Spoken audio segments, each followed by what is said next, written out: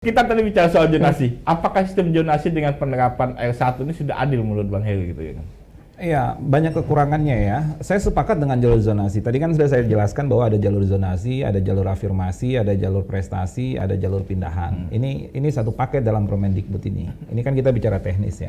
Semangatnya harus berangkat dari hak asasi dalam hal mendapatkan hak atas pendidikan.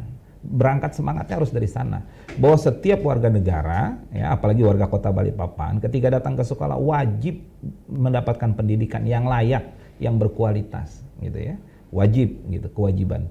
Negara berkewajiban itu. Nah, semangatnya harus berangkat dari sana, bukan semangat bahwa ada sekolah unggulan dan sebagainya. Bahwa sekolah yang ada di Kota Balikpapan wajib berkualitas, wajib wajib unggul dan wajib bisa melakukan kaderisasi, melahirkan generasi yang berkualitas, wajib hukumnya. Nah, sehingga hari ini sebenarnya problem terkait dengan penerimaan siswa didik baru ini, kalau untuk jenjang SD, SMP, untuk tahun ini saya meyakini problemnya tidak begitu besar, karena sudah bisa kita lihat. Tidak ada gejolakan, tidak begitu besar. Itu menandakan bahwa memang ada upaya perbaikan yang dilakukan oleh pemerintah kota untuk, karena itu kewenangannya SD, SMP ya. Kalaupun ada, itu bisa terselesaikan melalui pendekatan-pendekatan non formal ya, pendekatan diskusi. Kenapa? Karena memang di tahun ini agak berbeda di tahun kemarin. Kalau di tahun kemarin riaknya masih besar, tapi di tahun ini ada sekolah-sekolah yang sudah dibuka. Sehingga kalaupun ada riak di SD SMP itu bisa diselesaikan melalui proses pendekatan diskusi ya.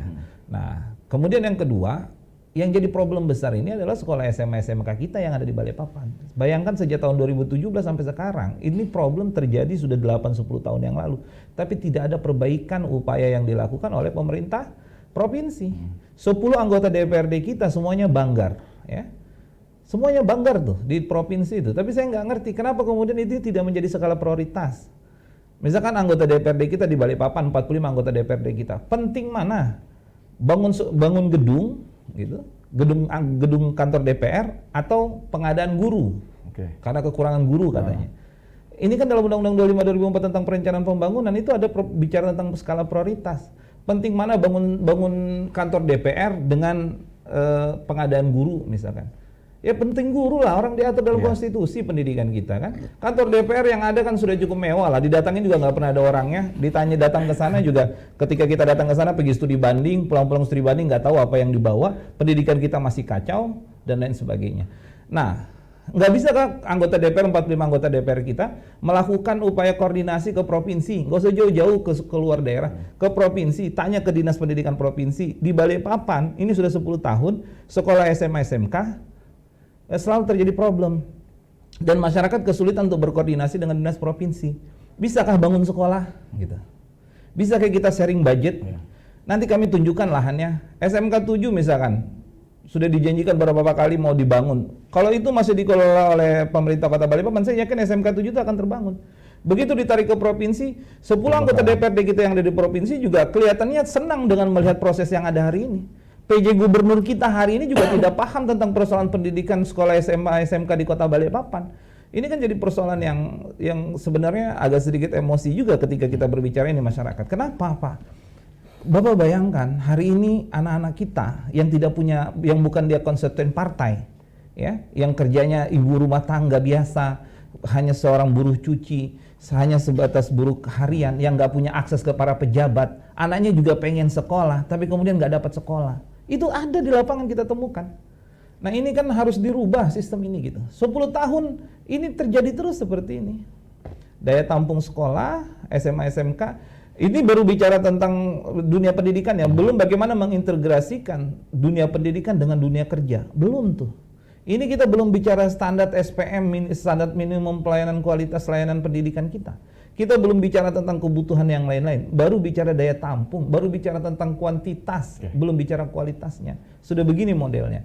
Nah, jadi menurut saya perkara pendidikan di Kota Balikpapan ini butuh mendapat perhatian serius ya. Tadi terkait penggunaan dana 20%, betul, bahwasanya sudah terpenuhi, bahkan informasinya lebih dari 20%. Tetapi kalau kita buka belanja tidak langsung, belanja langsung dan belanja modalnya, ada anggaran-anggaran yang diselipkan bukan untuk ke pendidikan, Pendidikan yang saya maksud adalah pendidikan formal SD, SMP, SMA, SMK gitu ya. Kalau di Balikpapan SD, SMP gitu ya. Bukan pada proses kebutuhan pendidikan ASN gitu.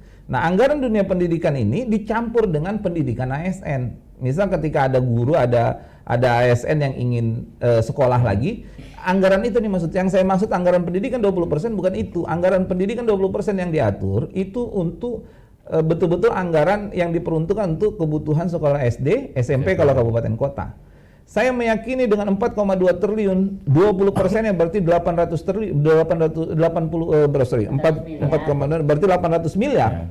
Harusnya cukup ya untuk mengelola SD, SMP harus cukup. Pengadaan tidak lagi kita ribut urusan guru dan sebagainya dengan anggaran segitu. Nah, tapi persoalan hari ini kan itu tidak terlihat. Anggaran 20% dia bilang lebih karena digabung dengan kebutuhan-kebutuhan itu. Nah, itu yang saya maksud bahwa anggaran 20% itu belum tepat penggunaan sasaran. Ini lagi yang baru-baru tadi disebutkan tentang baju seragam sekolah. Baju seragam sekolah itu sudah sejak zaman SBY. 10 tahun lalu penggunaan dana BOS itu sampai sarapan pagi. Nah, ini ada isu makan siang gratis ya. Itu sebenarnya bisa kita lihat di PP Mendagri, di PP peraturan pemerintah tentang pendidikan, peraturan pemerintahnya.